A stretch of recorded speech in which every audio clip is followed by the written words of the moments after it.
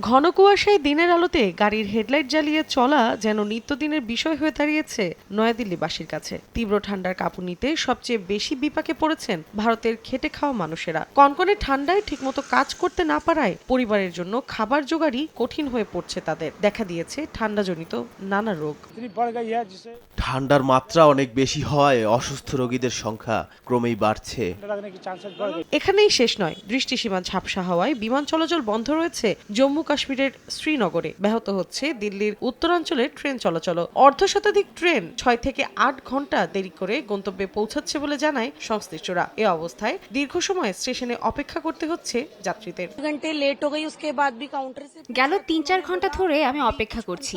কর্তৃপক্ষকে জিজ্ঞেস করার পরও তারা ট্রেন আসার সঠিক সময় বলতে পারছে না। উল্টো ট্রেন আসতে দেরি হতে পারে বলে ধারণা করছেন তারা। যাদের টিকিট নেই তাদের জন্য বিশ্রামাগারে কোনো জায়গাও নেই।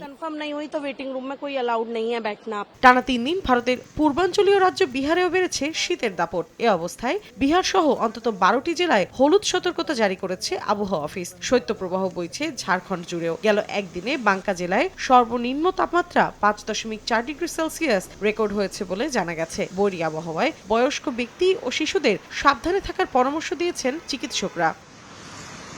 মৌসুমী সাথী, সময় সংবাদ।